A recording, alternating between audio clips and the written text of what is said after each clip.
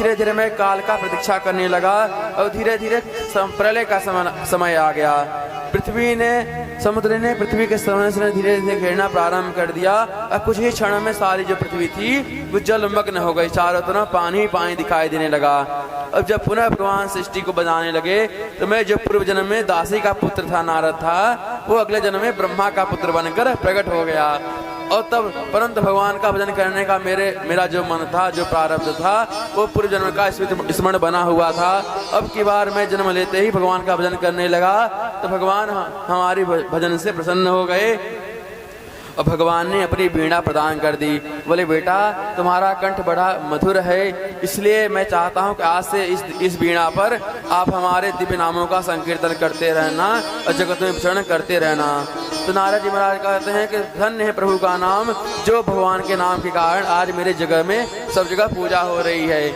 दानवों में जाऊं, महात्माओं में जाऊं, मानवों में जाऊं, देवताओं में जाऊं, सब जगह मेरी पूजा है। तो कहते हैं मेरी पूजा नहीं है, ये हमारे प्रभु के नाम की पूजा है, जो भगवान के नाम ने आज मुझे जगत पूज्य बना दिया है। इसलिए व्यास जी जब तक आप गोविंद के गुणानुवाद नहीं गाएंगे तब तक न तो आपको आनंद मिलने वाला है और ना ही भक्तों को आनंद मिलने वाला है। क्योंकि जो हंस लोग होते हैं वो कौवे के साथ विहार नहीं करते हैं, वो सदैव हंसों के साथ ही रहते हैं। इसलिए आप अब भगवान के भक्ति ज्ञान वैराग परक कोई ग्रंथ की रचना कीजिए। प्रादेश मात्रम भवतः प्रदर्शित। नारद जी महाराज यह समाधान देकर के चले गए और व्यास जी ने तुरंत अपनी कमी का अनुमान जब पता चल गया तो उन्होंने तुरंत सरस्वती नदी में स्नान किए और ब्रह्म नद्याम सरस्वत्याम आश्रम पश्चिमे तटे सम्या प्रासी प्रोक्त ऋषीणां सत्रवर्धन। व्यास जी महाराज सरस्वती नदी में स्नान करके सम्याप्रास आश्रम में बैठ गए। वहीं सामने पर गणेश जी महाराज का आश्रम बना हुआ है। और जैसे ही भगवान का ध्यान लगाए तो व्यास जी के हृदय में ही भागवती गंगा प्रकट हो गई। और व्यास जी महाराज श्लोक बोलते गए और गणेश जी महाराज श्लोक लिखते गए। भागवत संहिता देखते देखते 4 श्लोकों से बढ़ करके 18,000 श्लोकों की परम पावन संहिता बनकर तैयार हो गई। वो श्रीमद् भागवत महापुराण की जय। और व्यास जी सोचते हैं कि यह भागवत संहिता परमहंसों का ही ग्रंथ है, सर्वप्रथम किसी परमहंस को ही यह कथा श्रवण करानी चाहिए। अब परमहंस मिलेगा कहाँ से? इतने में अपना बेटा सुखदेव जी आ गया। ओहो, हमारे बेटे से बढ़कर बड़ा परमहंस संसार में कौन हो सकता है, जो कि जन्म लेते ही अपना घर द्वार छोड़ करके भगवान को प्राप्त करने के लिए चला गया था। अब मेरा बेटा बरसों का गया हुआ है, उसे कहाँ ढूंढता फिरूंगा। तो व्यास जी के जो 2-4 शिष्य थे उनको व्यास जी ने भागवत जी के श्लोक रटा दिए। बोले यहाँ कहीं भी जाते हो इन श्लोकों को ही आप गुनगुनाया करो। तो जहाँ पर सुखदेव जी महाराज निर्गुण ब्रह्म की सत्या में परिनिष्ठित थे, ध्यान समाधि लगाए हुए थे, वहीं पर श्लोक शिष्य ने जा करके एक श्लोक गुनगुना दिया कि वरहा पीडम नटवर वपुः कर्णयो कर्णिकारं बिभ्रदवास कनक कपिशं वैजयन्तीं च मालां रन्धान वेणोरधर सुदया पूरयन् गोपवृन्दै वृन्दारण्यं स्वपदरमणं ताभिसद गीत कीर्ति। इस प्रथम श्लोक में भगवान के स्वरूप का वर्णन किया गया है। मोर पंख धारण किए हुए, दिव्य पीतांबर धारण किए हुए, बंसी बजाते हुए, गाय चराते हुए, गले में वनमाला डाले हुए, गोप बालों के द्वारा अपनी कीर्ति का श्रवण करते हुए माधव वृंदावन में प्रवेश पा रहे हैं। जो भगवान के छटा का सुखदेव जी महाराज ने श्लोक के माध्यम से दर्शन किया तो उनकी समाधि खुल गई और बोले वो जिन प्यारे प्रभु का इतना सुंदर स्वरूप है, ऐसे भगवान का तो दर्शन करना चाहिए। परंतु उन्होंने सोचा कि जिनका स्वरूप इतना बढ़िया है, आवश्यक नहीं है कि उनका स्वभाव भी इतना बढ़िया हो, इसीलिए कहीं हम जाने की जरूरत नहीं है। सबसे मन हटाओ, पुनः निर्गुण ब्रह्म की सत्ता में अपने ध्यान को केंद्रित करो। फिर तो समाधि लगा लिए। इतने में भगवान के स्वभाव के प्रति संदेह हो रहा था। इतने में दूसरे चेला ने दूसरा श्लोक गुनगुना दिया और दूसरे श्लोक में भगवान के दिव्य स्वभाव का वर्णन किया गया था। अहो वकीयं स्तनकालकूटं जिघांसया पाययदप्यसाध्वी लेभे गतिं धातृचितां ततोऽन्यं कं वा दयालु शरणं व्रजेम। ओह आश्चर्यम, बकी नाम है पूतना का, जो अपने स्तनों में कालकूट विष लगा करके भगवान को मारने की दुर्भावना से आई थी, जो कि बकासुर की छोटी बहन है। परंतु भगवान, वाह प्यारे प्रभु, आप उसके सारे पापों को पर्दा डाल करके जो गति माता यशोदा को प्राप्त होने वाली थी, वह गति आपने अपनी पूतना को भी प्रदान कर दी। तो कहते हैं कि उसके अंदर कोई साधना नहीं थी, परंतु भगवान जिस भक्त को कृपा करते हैं उसके अंदर दोषों को देखते ही नहीं है। भगवान को जब कृपा करनी होती है तो भक्त के अंदर भले कोई गुण न हो, भगवान कोई न कोई कृपा करने वाले के अंदर कोई भले गुण न हो, भगवान कोई न कोई गुण अपनी ओर से ही निकाल लेते हैं और उतने पे भगवान कृपा बरस पड़ती है। जन अवगुण प्रभु मानन काओ, श्री राम जय राम जय जय राम। जन अवगुण प्रभु मानन काओ, श्री राम जय राम जय जय राम। जन अवगुण प्रभु मानन काओ, श्री राम जय राम जय जय राम। जन अवगुण प्रभु मानन काओ, श्री राम जय राम जय जय राम। दीन बंधु अति मृदुल स्वभाव, श्री राम जय राम जय जय राम। दीन बंधु अति मृदुल स्वभाव। श्री राम जय राम जय जय राम। तो भगवान को जब कृपा करनी होती है अपनी ओर से कोई न कोई गुण देख करके जीव के ऊपर कृपा कर देते हैं। जब ये सुखदेव जी महाराज ने श्लोक को सुना तो जो स्वभाव के प्रति संदेह हो रहा था वो संदेह दूर चला गया और उनकी समाधि खुल गई। और व्यास जी के शिष्यों के पास आकर बोले, भैया आपने बड़े सुंदर श्लोक सुनाए हैं, जरा 2-4 और सुना दीजिए। शिष्यों ने कहा हमको 2 ही श्लोक आता था तो मैंने सुना दिया, अगर आपको और भी आनंद लेना है तो चलिए हमारे गुरु जी के पास, उनके पास ऐसे सुंदर सुंदर श्लोकों की पारम संहिता है। तब सुखदेव जी महाराज व्यास जी के पास आए, वो आकर के प्रणाम करते हैं और कहते हैं, भगवान क्या यह प्रसादी हमको भी मिलेगी? तब सुखदेव व्यास जी महाराज ने अपने प्रिय पुत्र सुखदेव जी को भागवत जी का उत्तम पात्र मानते हुए ये भागवत संहिता सुखदेव जी को श्रवण कराई और वही सुखदेव जी महाराज ने समय पा करके परीक्षित को श्रवण कराए। तब सौनक जी महाराज कहते हैं कि भगवान आपने अभी कहा है जो श्रीमद् भागवत महापुराण है वो परमहंसों की संहिता है, तो परमहंस को ही सुनाना चाहिए। परंतु व्यास जी ने सुखदेव जी को कथा इसलिए सुनाए क्योंकि सुखदेव जी परमहंस हैं, परमहंसों के आचार्य हैं, इसलिए सुना दिए। परंतु परीक्षित तो राजा हैं, परीक्षित तो राजर्षि हैं और राजाओं का जो जीवन होता है वह बड़ा ही वैभवपूर्ण होता है। फिर क्या बात है कि सुखदेव जी ने परीक्षित को भागवत क्यों सुनाई और परीक्षित को ही सुखदेव जी ने पात्र क्यों बनाया? तब सूत जी महाराज परीक्षित जी का चरित्र सुनाते हैं।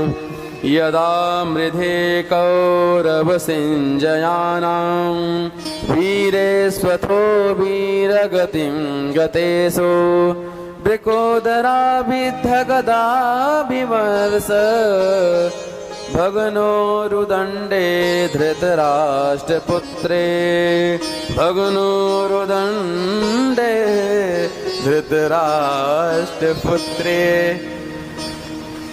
सूत्री महाराज कहते हैं, सौनकादिशियों, जो महाभारत का विश्व का विश्राम हो गया, सारे कौरव मारे गए, अंतिम युद्ध हुआ था भीमसेन का और दुर्योधन का गदा युद्ध। और उस गदा युद्ध में विशाल भीमसेन की गदा ने दुर्योधन का उर्दंड भेदन कर दिया, जंघा को तोड़ दिया और पांडव विजयी बन करके अपने शिविर में चले गए। एकांत पा करके कई गिद्ध आकाश में उड़ते हुए कुरुभूमि कौरव की सेनाओं में अनेक सब बिखरे हुए हैं। कभी गिद्ध आदि उड़ के आते हैं और जहाँ चाहते हैं वहाँ बैठ जाते हैं। कई गिद्ध आकाश में उड़ते हुए दुर्योधन के शरीर को मरा हुआ जान करके उसके पास आते हैं, उसके मांस को नोचने के लिए आते हैं। दुर्योधन उनको भगाते भगाते अत्यंत संतप्त हो रहा था। यह दशा जब अश्वत्थामा ने देखी तो विकल हो गया। बोले, मित्र तुम राजकुमार थे, मैंने तुम्हारा वैभव देखा था, अब आज वह छत्र सम्राट का आज ये बुरा हाल, ये मुझे देखा नहीं जा रहा है। तुम्हारा कितना बड़ा वैभव था, बताओ, मैं तुम्हारा नमक खाया है, बहुत सारे एहसान हैं तुम्हारे हम पर, हम क्या कर सकते हैं। दुर्योधन कहता है, मित्र हम 100 भाई थे, परंतु आज एक भी नहीं बचा, सब काल के हवाले हो गए। अब मुझसे ज्यादा दुख की बात यह है, हमारे शत्रु 5 भाई थे, परंतु 5 में से सब जीवित हैं, कोई भी नहीं मरा। 5 में से अगर एक भी मर जाता, एक भी चला जाता, तो मरते मरते कम से कम कुछ तो शांति हमारे मन को होती, परंतु नहीं, सब जीवित हैं, सब 5 स्वस्थ हैं। अश्वत्थामा बोला, ठीक है मित्र, अगर तुम्हारी यही इच्छा है, तुम एक की बात करते हो, मैं अभी जाता हूँ और 5 का सिर काट कर लाता हूँ। और मित्र को वचन देकर के अश्वत्थामा चल दिया और काक उल्लू का न्याय से हमला बोल रहा। क्या देखता है कि एक उल्लू आकर के एक वृक्ष पर तमाम कौवे बैठे हुए थे, अचानक एक उल्लू आक्रमण करता है और सारे कौवों को मार देता है।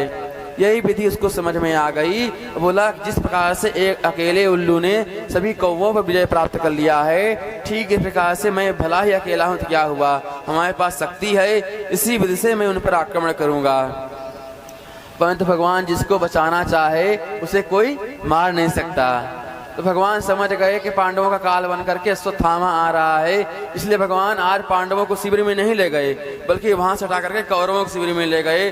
भगवान कहते हैं, भाई आज विजय की प्रथम रात्रि है, ये रात्रि उत्सव पूर्व मनाएंगे। और भगवान सबको पांडवों को कौरवों के शिविर में ले गए और पांडवों की सूनी सैया पर आकर के द्रौपदी के 5 बेटा सो गए, जो पांडवों के द्वारा उत्पन्न ही किए गए थे, जो कि सब अपने पिता के समान ही परम पराक्रमी थे, बड़े वीर थे, सर्वएव महारथा। अर्धरात्रि में ही अश्वत्थामा ने पांडवों के शिविर पर आक्रमण किया, तो शिविर में घुस करके 5 पांडव पुत्र को ही 5 पांडव समझ लिया और 5 का सिर काट करके प्रसन्न हो गया, मेरा कार्य सफल हो गया। और सिर की पोटली बना करके दुर्योधन के पास लाया और कहता है, मित्र तुम एक की बात कर रहे थे, मैं 5 का सिर काट करके लाया हूँ। इस बात को सुन करके दुर्योधन भी प्रसन्न हो गया, परंतु जब खोल करके देखा तो पहचान गया और कहता है, अरे अभागे, ये पांडव नहीं, ये पांडव पुत्र हैं, इन्हें मार करके तुमने मेरे वंश में पाए देने वाला भी नहीं छोड़ा। बोले राधे राधे। क्योंकि मेरा जो द्वेष था, मेरा जो वैर था, वो पांडवों से था, न कि पांडव पुत्रों से था। अंत में दुर्योधन का भी प्राणांत हो गया। उधर जब प्रातः काल द्रौपदी की उस घटना का समाचार पड़ा तो द्रौपदी बेचारी चीत्कार करने लगी, छाती पीट पीट करके विलाप करने लगी कि माता शिशूनां निधनं सुतानां निशम्य घोर परितप्यमाना तदा रुरद्बाष्पकुलाकुलाक्षी तां सान्त्वयन्नाह किरीटमाली। द्रौपदी की इस व्यथा को देख करके अर्जुन ने गांडू उठा लिया और तुरंत क्रोध में भर करके प्रतिज्ञा कर डाली, द्रौपदी दुखी मत हो, जिस दुष्ट ने यह दुष्कर्म किया है उसे तुम्हारे आंखों के सामने मृत्युदंड दूंगा, ये हमारी घोर प्रतिज्ञा है। और ऐसा संकल्प करके प्रतिज्ञा करके गोविंद के द्वारा संचालित रथ में बैठ करके अर्जुन चल दिए अश्वत्थामा का पीछा करने के लिए। अश्वत्थामा जब जान लिया कि पांडव हमें मार डालेंगे, हमें छोड़ेंगे नहीं, तो उसने ब्रह्मास्त्र चला दिया। तो अर्जुन घबरा गए। भगवान कहते हैं, अर्जुन तुम क्यों घबराते हो, तुम्हें तो ब्रह्मास्त्र चलाना भी आता है, लौटाना भी आता है, चलाओ। तुरंत अर्जुन ने ब्रह्मास्त्र चला दिए। दोनों ब्रह्मास्त्र आपस में टकराए। भगवान बोले अर्जुन अपने ब्रह्मास्त्र को शांत करो। तुरंत अर्जुन ने अपने ब्रह्मास्त्र को शांत कर दिए और दौड़ करके अश्वत्थामा को बंदी बनाने लगे। भगवान बोले अर्जुन इसे बंदी क्यों बना रहे हो? ये हत्यारा है, पापी है, इसका वध कर डालो। ब्रह्म बंधु म्योम जही, इसको तुरंत मार डालो। भगवान बोले अर्जुन बोले सरकार मैं इसका वध करूंगा, परंतु मैंने द्रौपदी को वचन दिया था कि तुम्हारे पुत्र के हत्यारे को तुम्हारी आंखों के सामने दंड दूंगा। भगवान बोले ठीक है जैसे तुम्हारी इच्छा। और पशुओं की तरह बुरी तरह से रस्सी बांध करके रथ में लाकर पटक दिया।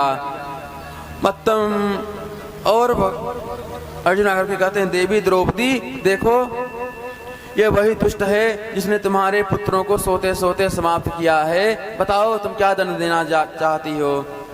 जो द्रौपदी की दृष्टि अश्वत्थामा पर पड़ी, तुरंत खड़ी होकर के अश्वत्थामा की रस्सियां खोलने लगी।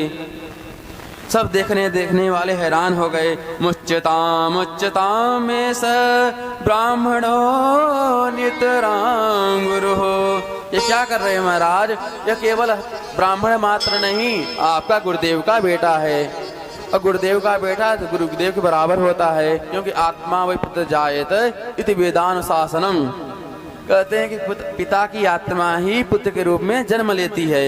अरे जिन द्रोणाचार्य ने आपको परम शिष्य मानते हुए धनुर्वेद कितने रहस्य बताए हैं, जो कि अस्त्र ज्ञान अपने पुत्र को भी नहीं दिए, अब आज वही गुरुदेव द्रोणाचार्य अपने पुत्र के रूप में अश्वत्थामा के रूप में आपके सामने आपके समक्ष खड़े हैं और आप उन्हें दंड दे रहे हो, ये उचित नहीं है महाराज, इसलिए से आप छोड़ दो। सब देखने वाले हैरान हो गए। अर्जुन कहते हैं देवी ये क्या बात कर रही हो? अरे तुम्हारे एक नहीं 5-5 पुत्र को सोते हुए इसने समाप्त किया है, फिर भी जब हत्यारा आपके सामने खड़ा है तो आप इतना दया की मूर्ति बन गई हैं। तब द्रौपदी जी कहती हैं कि मुझे तो इस पर बिल्कुल भी दया नहीं आ रही है, परंतु मैं इसके माता के बारे में सोच रही हूँ, इसकी माता जो कृपी हैं, जिनके प्रति द्रोणाचार्य जी महाराज पहले युद्ध में समाप्त हो गए हैं, वीरगति को प्राप्त हो गए हैं, परंतु बेटे से इतना प्रेम करती थी। माता जो कृपी थी वो सती नहीं हो पाई। अरे मेरे पति पुत्र नहीं थे, कम से कम पति का अवलंब प्राप्त है, सहारा प्राप्त है, और अगर आज तुम इसे भी समाप्त कर दोगे तो बताओ तुम्हारी गुरु माता बिल्कुल असहाय हो जाएगी, अकेली हो जाएगी। मैं नहीं चाहती हूँ कि जिस शोक सागर में मैं डूब रही हूँ किसी दूसरी माँ को क्यों डुबाऊं। धर्मराज युधिष्ठिर को यह वचन उचित लगा और कहते हैं अर्जुन कुछ भी हो, द्रौपदी बिल्कुल ठीक कह रही हैं, जो होना था सो हो गया था, अब गुरुपुत्र को क्यों मारा जाए। परंतु भीमसेन की आंखें टेढ़ी हो गई, गदा संभालने लगे, गरजते हुए मेघ के समान बोले तुम सब छोड़ दो, परंतु कदापि मेरी गदा से बचने वाला नहीं है, कदापि से जीवनदान नहीं मिलेगा। अब तो बड़ा भारी द्वंद्व खड़ा हो गया।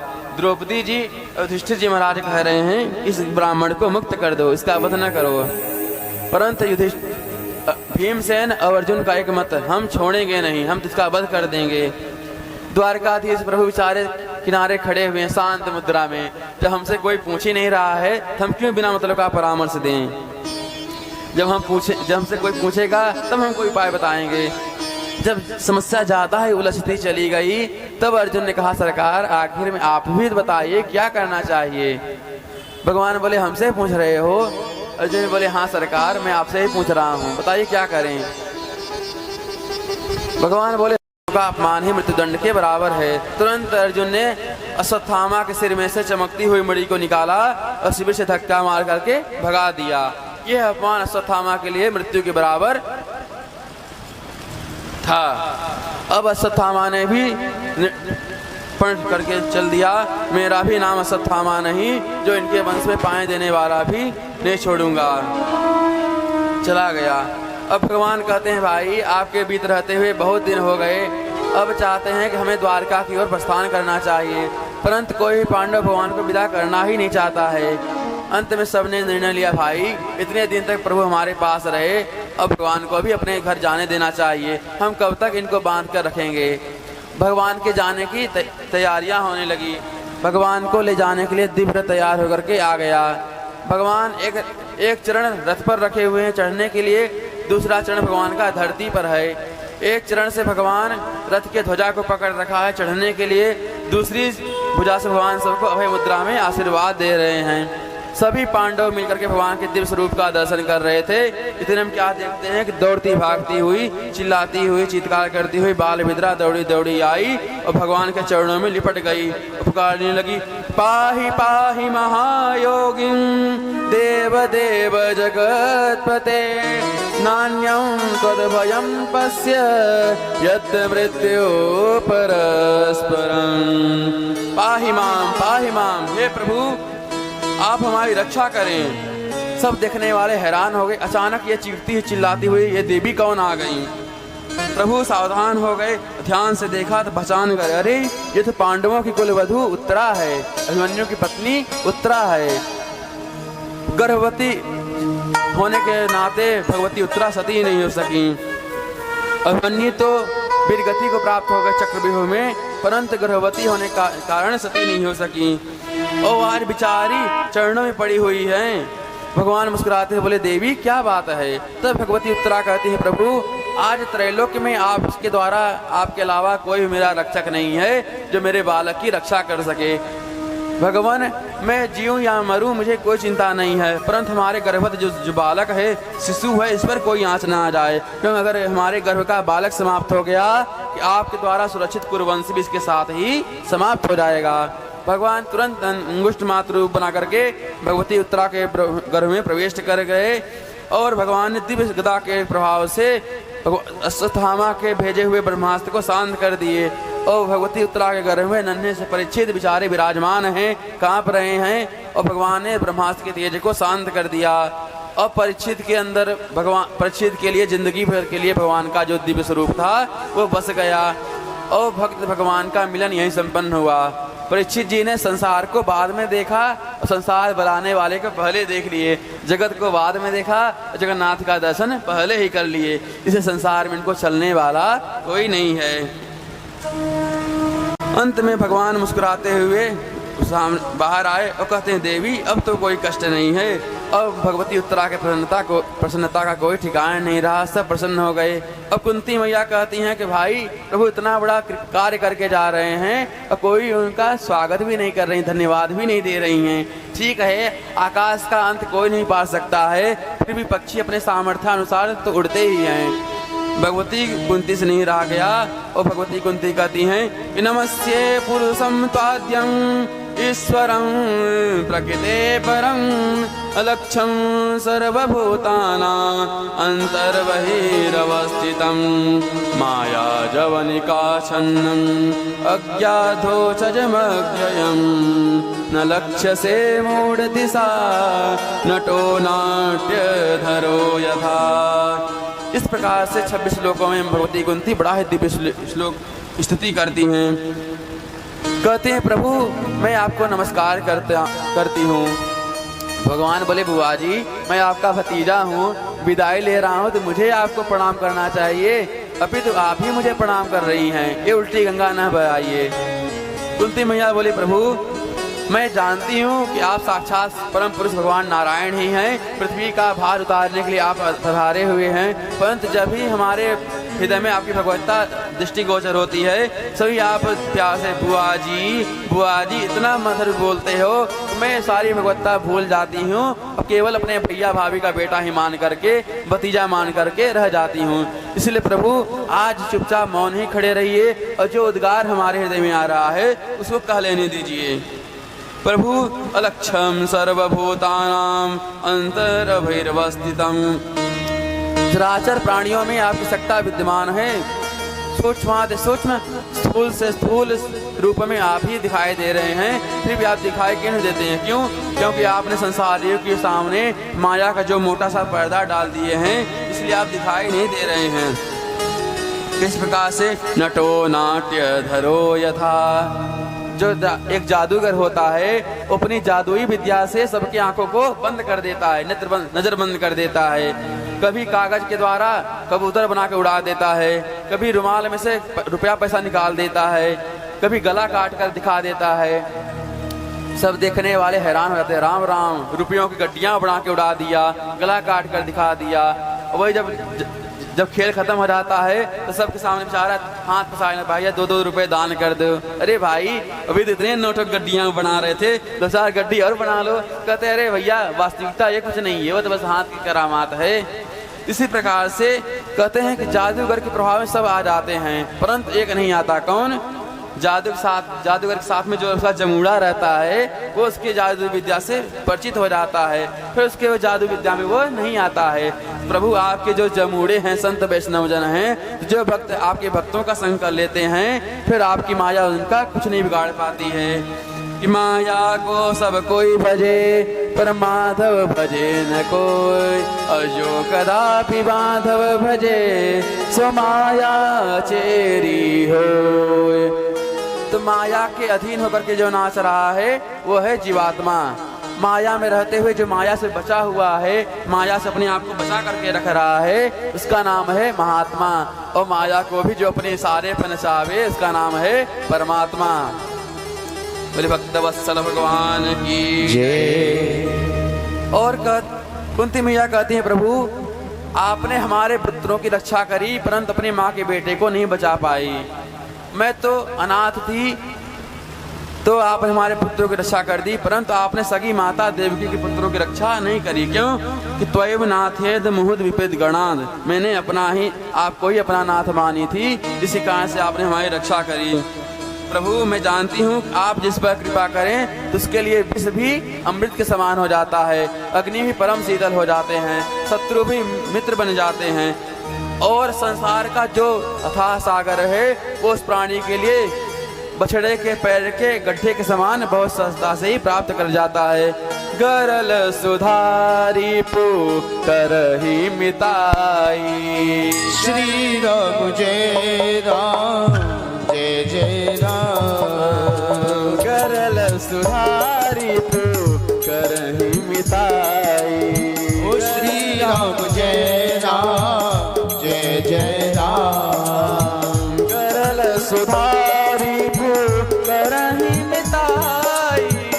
गरल सुधारी करही मिताई। गोपद सिंधु अनल शीतलाई। श्री राम जय राम, जय जय राम।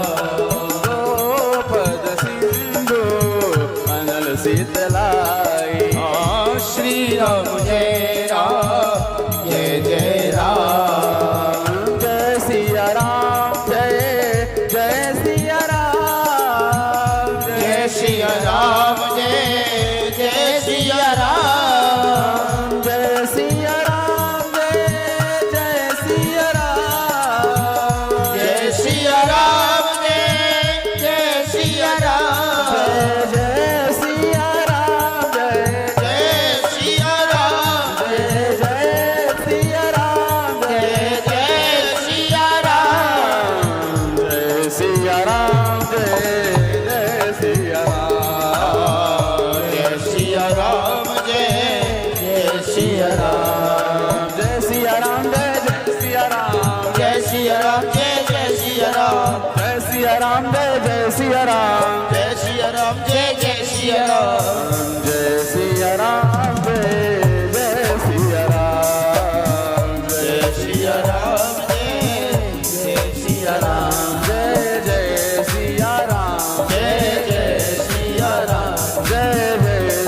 राम। जय जय सिया राम। जय जय सिया राम। जय जय सिया राम। जय जय सिया राम, जय जय सिया राम। जय जय सिया राम। राघवेंद्र सरकार की जय, कृष्ण कन्हैया लाल की जय। भगवती कुंती कहती है, प्रभु आज मैं एक ही आपसे वरदान चाहती हूँ, मुझ कुंती के जीवन में सदैव दुख ही दुख छाए रहे, हमारे जीवन से दुख की कभी समाप्ति ही न हो। भगवान बोले, बुआ जी कुछ होश है, क्या मांग रही हो? अरे विपत्ति के नाम से आदमी घबरा जाता है। अरे सत्यनारायण भगवान कथा भी कराते हैं तो यही आरती करते हैं, सुख संपत्ति घर आवे कष्ट मिटे तन का। आप तो इतना विपत्तियों का सामना किए हैं, फिर भी आपका विपत्ति से भी पेट नहीं भरा। तब भगवती कुंती कहती है, प्रभु जिस विपत्ति में आपका सानिध्य मिला रहे और जिस संपत्ति में आप हमसे वंचित हो जाएं, तो मैं तो यही चाहती हूँ कि हमारे मुझ कुंती के जीवन सदैव विपत्ति ही बनी रहे। क्योंकि मैंने अनुभव किया है कि जब हमारे ऊपर विपत्ति आई है तब तक आप हमारी सहायता के लिए आए हो। आज हमारे पुत्र विजयी हो गए हैं, शंकर के बादल टल गए हैं, तो आप भी प्राराम कर करके अपने द्वारिका जाना चाहते हो। प्रभु तो मैं चाहती हूँ अगर विपत्ति में ही आपके सानिध्य बने रहे तो मैं विपत्ति ही मांगती हूँ। विपदः सन्तु न सस्व तत्र तत्र जगद्गुरो भवतो दर्शनं यस्याद् अपुनर्भव दर्शनम्। तो संसार की दृष्टि से देखा जाए तो माता कुंती ने विपत्ति को मांगा है, परंतु लौकिक दृष्टि से देखा जाए तो विपत्ति के रूप में साक्षात संपत्ति को ही मांग लिया। क्योंकि भक्तों के लिए विपत्ति क्या है कि भगवान का नाम ना आए मुख पर, भगवान का नाम विस्मरण हो जाए, यही भक्तों के लिए विपत्ति है। और भगवान का नाम निरंतर भक्तों के जीवा पर आता रहे, ये भगवान के भक्तों के लिए सबसे बड़ी संपत्ति है। कह हनुमंत विपत्ति प्रभु सोई। ओ श्री राम जय राम जय जय राम। कह हनुमंत विपत्ति प्रभु सोई। ओ श्री राम जय राम जय जय राम। कह हनुमंत विपत्ति प्रभु सोई।